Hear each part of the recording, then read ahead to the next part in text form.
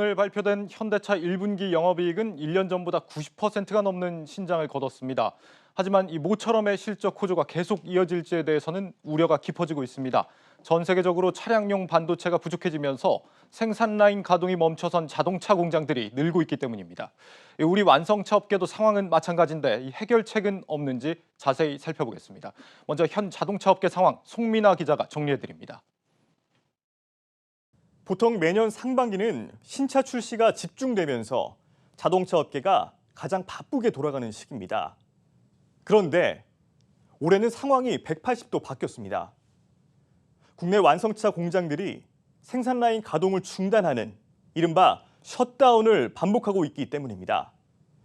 차량에 들어가는 반도체가 부족해서라는데요. 브랜드별로 좀 구체적으로 살펴볼까요?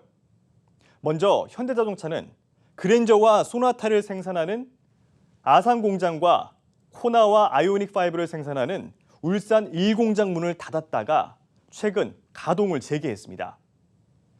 쌍용차의 경우는 티볼리와 렉스턴을 포함해 전 차종을 생산하는 평택 공장이 지난주에 이어 이번 주에도 셧다운에 들어갔습니다. 한국 GM의 경우는 지난 19일부터 23일까지 부평 1공장과 2공장 문을 닫고 있는데요. 특히 부평 2공장은 이미 지난 2월부터 반도체 수급 불안으로 전체 공장의 절반가량만 운영하던 중 내린 셧다운 결정이었습니다. 기아와 르노 삼성의 경우는 아직까지 반도체 부족으로 공장 문을 닫고 있지는 않지만 비상 경영에 대비한 세부 계획을 마련한 것으로 알려졌습니다. 반도체 부족으로 인한 셧다운은 비단 국내에만 해당되는 문제가 아닙니다. 독일의 폭스바겐과 BMW, 미국의 포드와 GM, 일본 토요타 등도 차량용 반도체가 부족해 공장 가동을 축소하거나 생산 목표를 대폭 하향 조정한 것으로 알려졌습니다. 요즘 국내외 브랜드에서 출시하는 차량들은 움직이는 최첨단 전자기기라고 해도 과언이 아닙니다. 그런 만큼 반자율 주행 센서나 레이더 센서와 같이 차량에 탑재되는 장치에는 다양한 역할을 하는 반도체가 꼭 필요합니다. 즉, 이동수단으로서 자동차 자체만 놓고 볼 때 생산에 문제가 없다고 하더라도 사용자를 편리하게 만들어주는 부가적인 기술 때문에 발목이 잡힌 셈입니다. 한국경제TV 송민아입니다.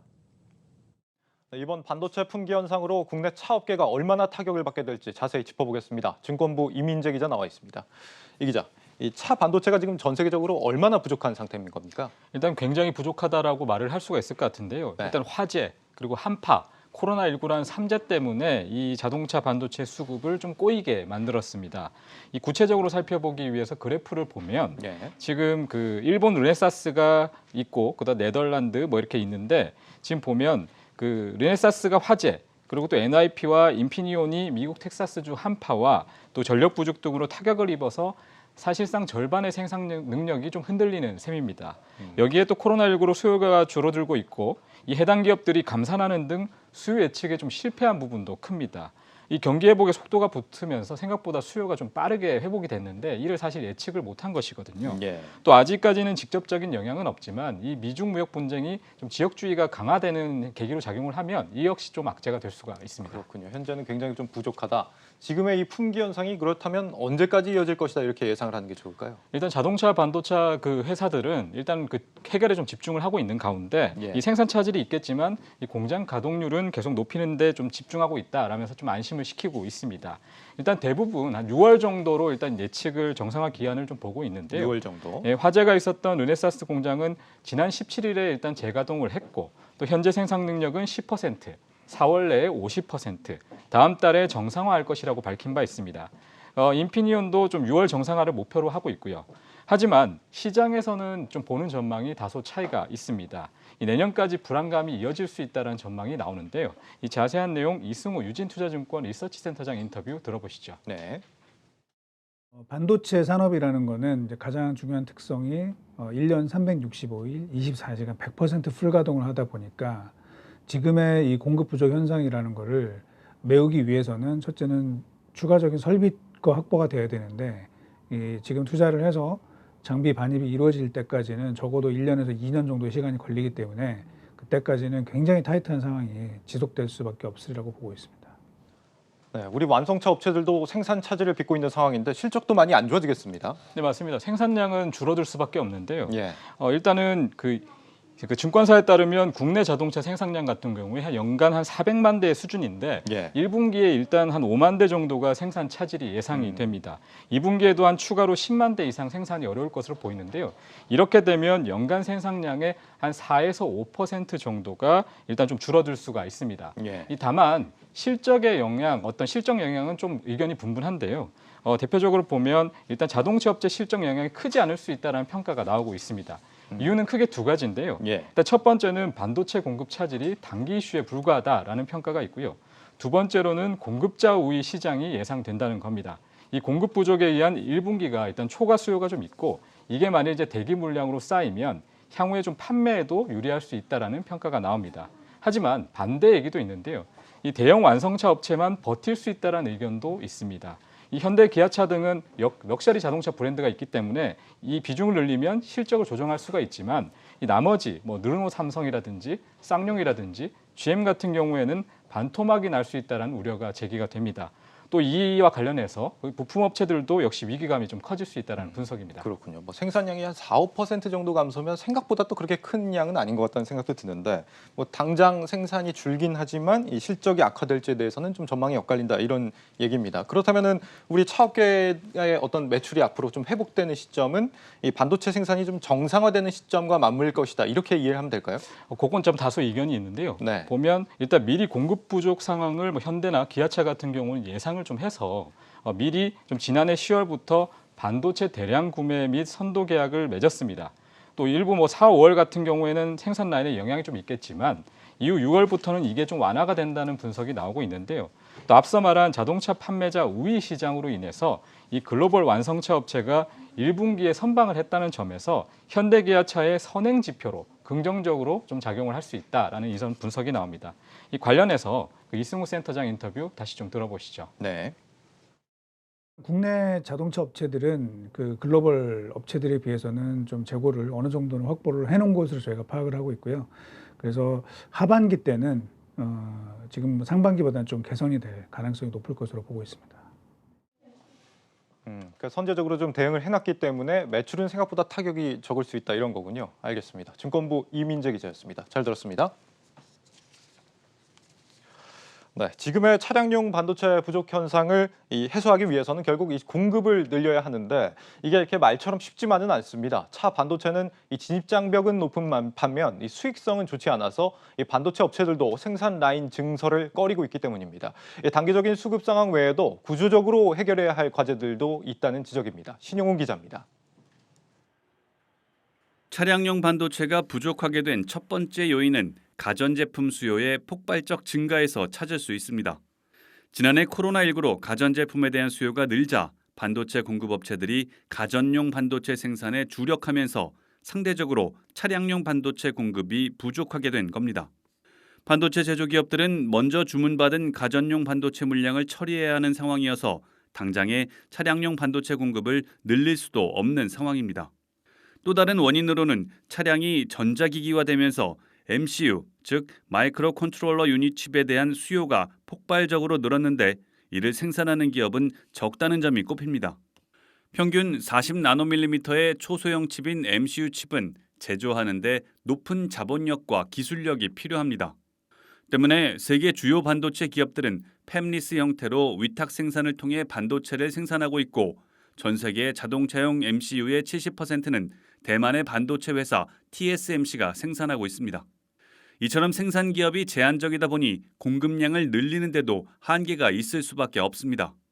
삼성전자 같은 국내 대기업이 차량용 반도체 시장에 뛰어드는 것도 녹록지 않습니다.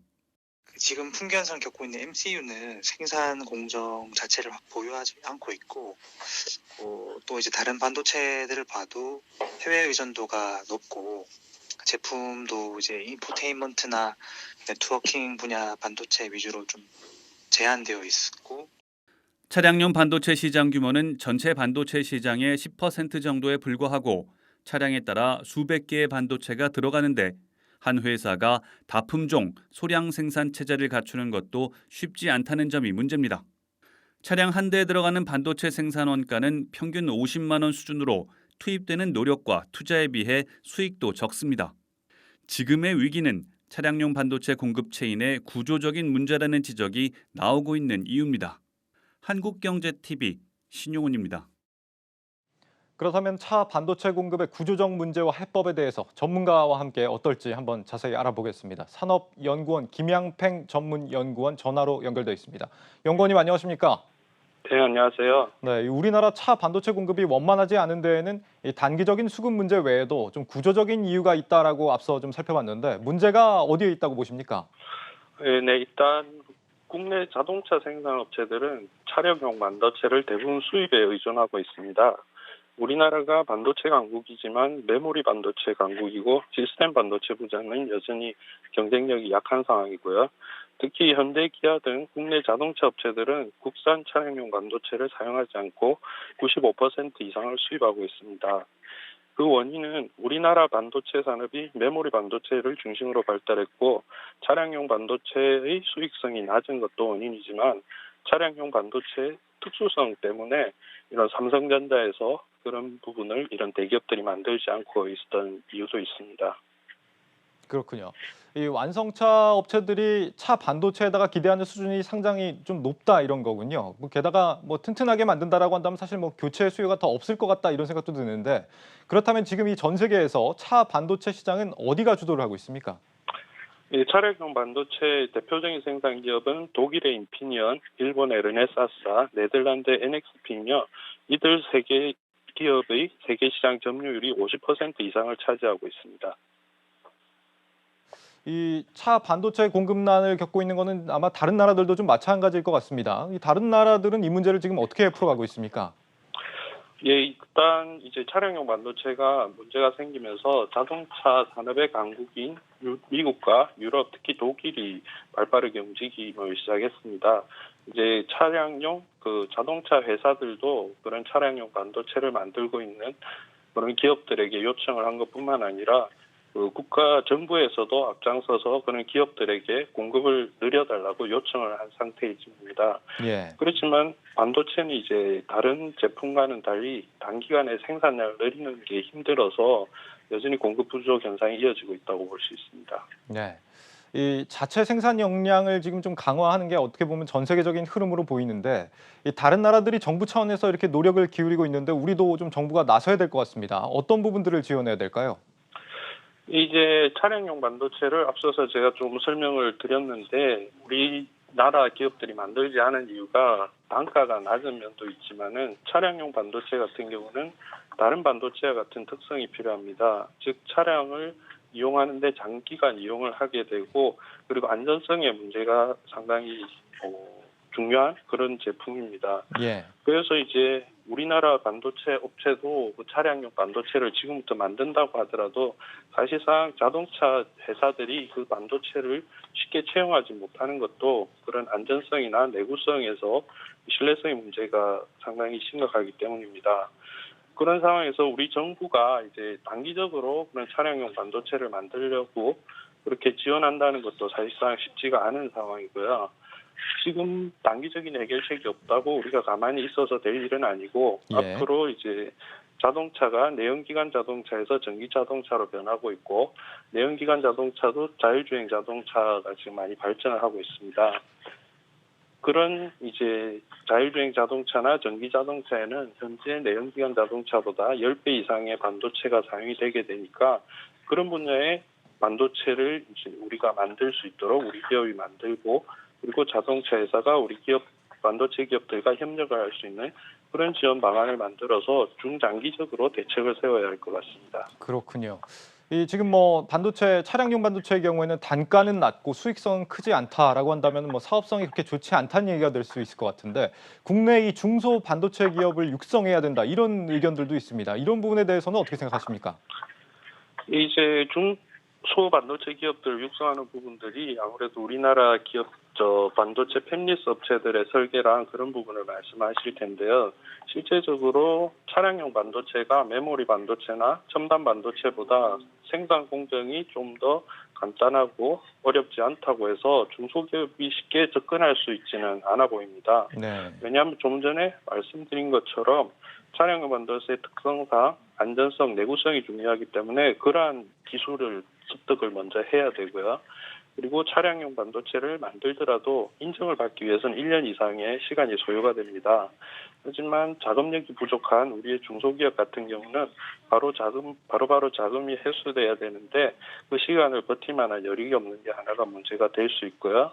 두 번째는 차량용 반도체는 금방 말씀하신 것처럼 단가가 낮고 수익성이 작기 때문에 규모의 경제를 실현해야 합니다. 하지만 이런 부분도 우리 중소기업의 상산 능력으로는 조금 어렵지 않을까 그렇게 보여지는 부분입니다. 그렇군요.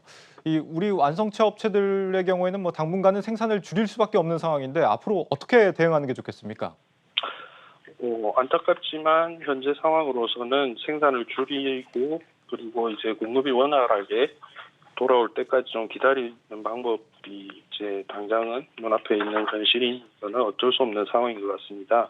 하지만 중장기적으로는 조금 전에 말씀드린 것처럼 지금까지 왜 우리 자동차 회사들이 우리나라 차량용 반도체를 사용하지 않고 협력이 되지 않았던가 그런 부분을 한번 되짚어 볼 필요가 있고 좀 전에 제가 이제 우리 중소기업들이 현재 차량용 반도체를 만들어서 그리고 자동차 회사에서 그걸 채용하기 어렵다고는 말씀을 드렸지만은 예. 그래도 분명히 그 사이에 틈새는 있을 거라고 보여집니다. 현재까지 협력이 안 됐던 부분이라고 그대로 손 놓고 있을 게 아니라 그러한 틈새를 찾아서 국내 중소기업의 경험을 축적하고 그렇게 신제품을 개발해 나간다면 중장기적인 해결책이 되지 않을까 그렇게 생각합니다. 네, 여기까지 듣겠습니다. 연구원님 말씀 고맙습니다. 네, 감사합니다. 네, 산업연구원 김양팽 전문연구원과 함께했습니다.